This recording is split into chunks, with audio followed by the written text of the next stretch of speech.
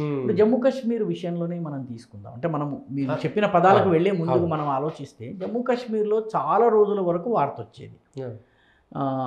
కశ్మీర్లో భద్రతా దళాలు ఒకరిని హతమార్చాయి, లేకపోతే భద్రతా దళాలతో జరిగిన కాల్పుల్లో 2 చనిపోయారు, లేకపోతే కొందరు యువకులు భద్రతా దళాల మీద రాళ్ళు రువ్వారు. ఈ వార్తలు వచ్చేవి. భద్రతా దళము అన్నది చాలా జనరల్ పదం, చాలా క్లెవర్లీ యూజ్డ్ వర్డ్ అది.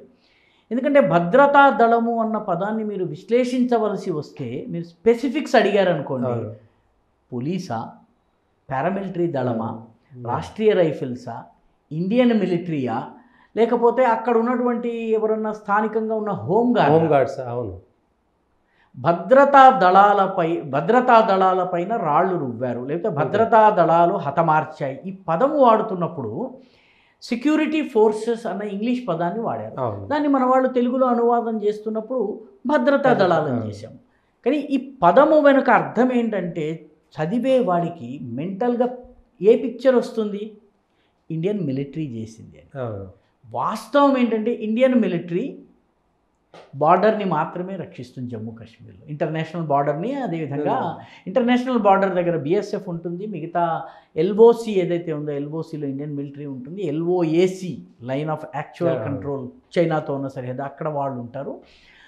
చైనాతో మీకు టిబెట్ ఈ ఏరియాలకు వచ్చేటప్పటికి ఇండో టిబెటన్ బార్డర్ పోలీస్ ఉంటుంది. జమ్మూ కాశ్మీర్లో రాష్ట్రీయ రైఫిల్స్ ఉంది, అదొక కమాండో ఫోర్స్. ఆ తర్వాత మీకు ఇన్ని రకాల ఫోర్సెస్ ఉన్నాయి. కానీ చాలా తెలివిగా వాడు ఏం చేస్తాడంటే సెక్యూరిటీ ఫోర్సెస్ అన్న పదం వాడతారు. సెక్యూరిటీ అన్నటువంటి పదము ఎవరు అన్నది మనకు అర్థం కాదు, కానీ మెంటల్గా మన దృష్టిలో జమ్మూ కాశ్మీర్కి సంబంధించి వచ్చే ఫోటోలు అవన్నీ చూసి తుపాకీ పట్టుకున్న మిలిటరీ ఫోటో కనిపిస్తుంది అంతే.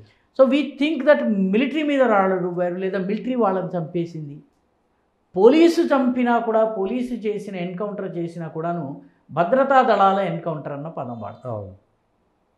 ఒక్క దెబ్బతోటి అది కాబట్టి పదాలు అనేవి మెంటల్ పిక్చర్ని గీస్తాయి. కాబట్టి పదాలను చాలా తెలివిగా ప్రాపగాండిస్టులు వాడుకున్నారు. 1930s 1940sలో వెస్ట్లో కమ్యూనికేషన్ ఎక్స్పర్ట్స్ ప్రాపగాండా మీద చేసినటువంటి ప్రచారంలో భాగంగా ఏ పదాలని ఎలా వాడాలి, ఏ పదాలని ఏ రకంగా తీసుకోవాలి, దీనిలో వాళ్ళు వాడే పదాన్ని బట్టి స్వరూపం మారుతుంది. తర్వాత ఏ వార్తల్ని తీసుకోవాలి, ఇదొక గేమ్. ఈ గేమ్లో వాళ్ళు ఎజెండా సెట్టింగ్ చేసేవాళ్ళు. ఈ రకమైన వార్తల్ని తీసుకుంటే ఇది వార్త కాదు, ఇది వార్త అని. సో ఇలాగా ఎజెండా సెట్టింగ్ చేసేవాళ్ళు. దాంతోపాటు ఈ పదాలను వాడటం. ఇలా మనం చూసుకున్నట్లయితే పదాలకు ఉన్నటువంటి స్ట్రెంగ్త్ అన్నమాట. బీజేపీ ఇప్పుడు ఉదాహరణకి గద్దర్ జీవితం ఏంటి? నిష్పాక్షికంగా, నిర్మోహమాటంగా గద్దరు తెలంగాణ ఇవన్నీ పక్కన పెడితే హంతకులను సమర్థించినవాడు, స్వయంగా అండర్గ్రౌండ్లో పనిచేసినవాడు, నక్సల్ సిద్ధాంతాన్ని సపోర్ట్ చేసినవాడు, నక్సలైట్గా బ్రతికినవాడు. అవును, ప్రజాగాయకుడు, ప్రజాయుద్ధ నౌక అన్న బిరుదు ఎవరిచ్చారు? మీడియా ఇచ్చింది. అవును, గద్దర్ అంటే ప్రజాయుద్ధ నౌక, గద్దర్ అంటే ప్రజాగాయకుడు. ఘంటసాల వెంకటేశ్వరరావు ప్రజాగాయకుడు కాదా? లేకపోతే ఇంకొకరు ఎవరు ప్రజాగాయకుడు కాదా? గోరటి వెంకన్న ప్రజాగాయకుడు కాదా? కేవలం గద్దర్ మాత్రమే ప్రజాగాయకుడా? అంటే పదాల ఒక ఇంప్రెషన్ని క్రియేట్ చేయటం. అదేవిధంగా విప్లవ సంఘాలు అన్న పదం వాడారు. మన తెలుగు జర్నలిజంలో ఎన్ని రోజుల పాటు నక్సలైట్ల హత్యలను, హింసాకాండను సమర్థించే వాళ్లను విప్లవ సంఘాలు, ప్రజా సంఘాలు అన్నటువంటి పౌర హక్కుల సంఘాలు. మరి ప్రజా సంఘాలు ఏ ప్రజలు? చచ్చిపోయిన వాడు ప్రజ కాదు, వాడికి ఓటు వేయకుండా నక్సలైట్లని తిరస్కరించిన ప్రజలు గారు.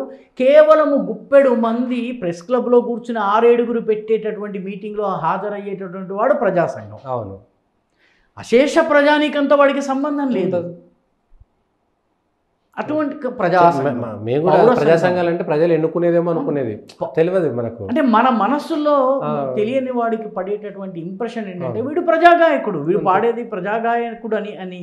వీళ్ళు తెలంగాణ ఉద్యమం సమయంలో ఇటువంటి ప్రజాగాయకులందరూ డబ్బు తీసుకుని వేదికలెక్కి పాడినటువంటి వాళ్ళు అన్నటువంటి విషయం ఆర్గనైజర్లకి తర్వాత తెలిసింది. వీళ్ళు ప్రజాగాయకులు గారు, ఆ ప్రజాగాయకుడి శిష్యురాళ్ళు కూడా ఇంత డబ్బిస్తే కారులోంచి దిగుతానన్నటువంటి ఉదాహరణలు చూసారు. వీళ్ళు ప్రజాగాయకులు కారు, ఫ్రీగా ఎక్కడ చేయలేదు.